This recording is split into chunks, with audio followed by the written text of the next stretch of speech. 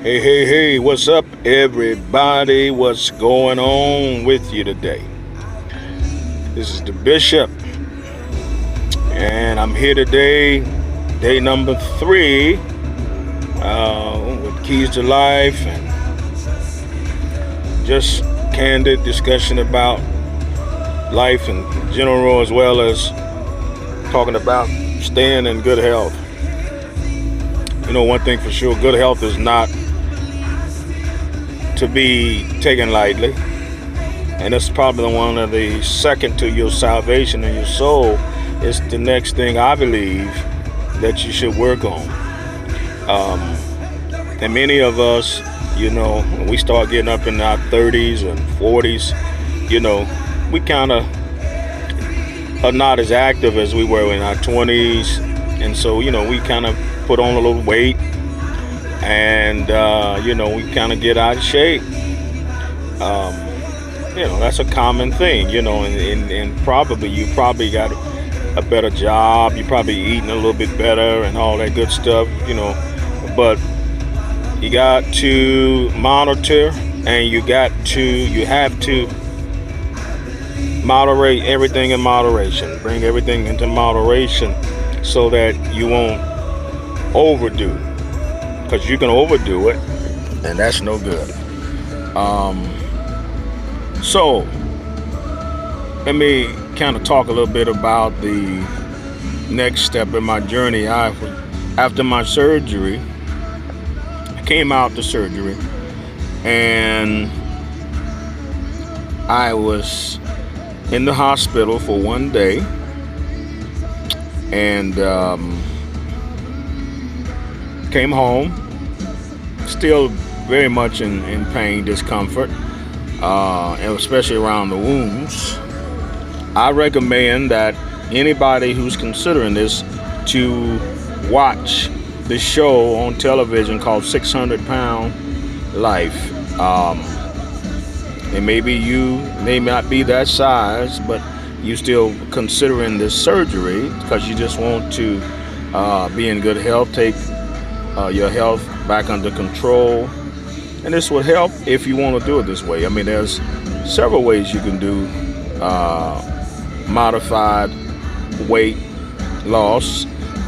Some people need severe weight loss because they are morbidly obese and have many health issues and need to make sure they get that under control. I want to talk to the men today.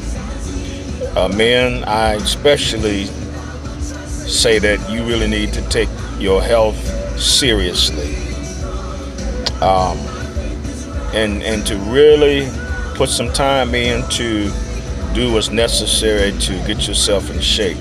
Now, here's the thing. I came home. I was probably just kind of in the bed or just around the house for about a week.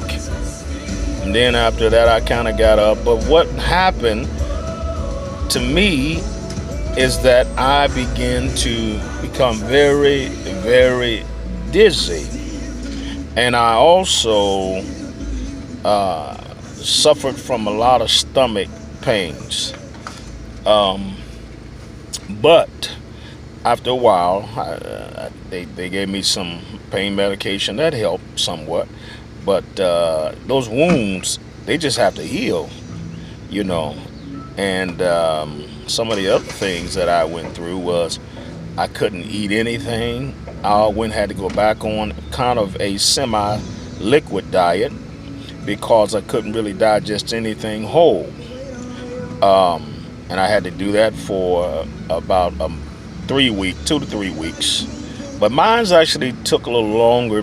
I don't know why, but I couldn't really consume anything that was hard, anything that had fried, anything that had any type of texture to it, because anything that you swallowed and it went down your esophagus down through your intestines, down to your stomach, man, you're talking about some pain Buddy, let me tell you, it was very painful. And they have something called a dumping syndrome.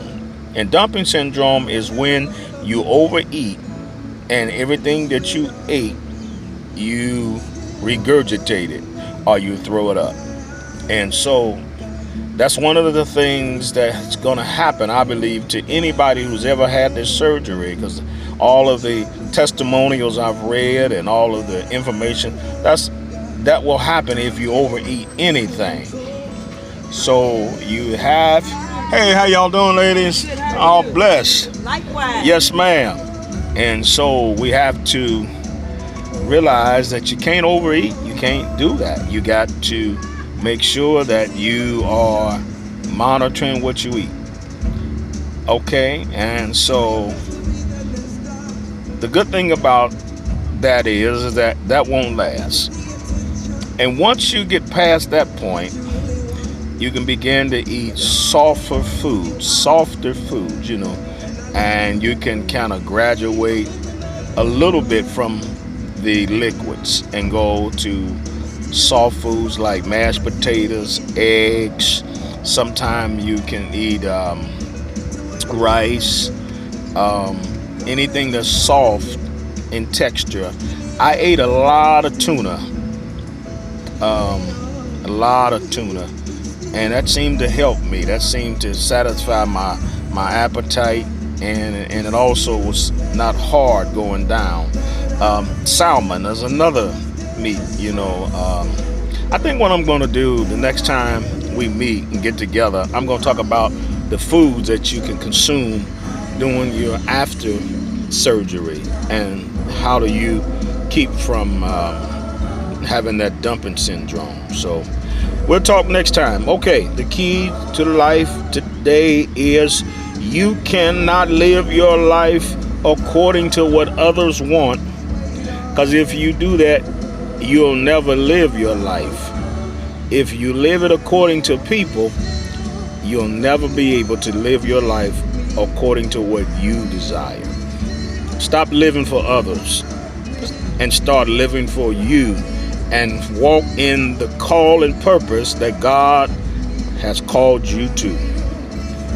Some of us, we try to satisfy other people in our families, our friends, our mates, and all that. And it's okay to love them, but you got to first love you. And then you got to realize you can't live your life through anybody else's eyes, because God gave you a purpose. You have purpose. Walk in it. All right. This is the Bishop. Glad to be on here today. I'm out with the wife, doing a little shopping. But we're going to talk a little bit next time about how much I've lost, what am I doing now, and the after effects of all of that. All right. Well, listen, you all have a wonderful day. Be blessed. And remember, you can do all things through Christ who strengthens you. Peace. God bless.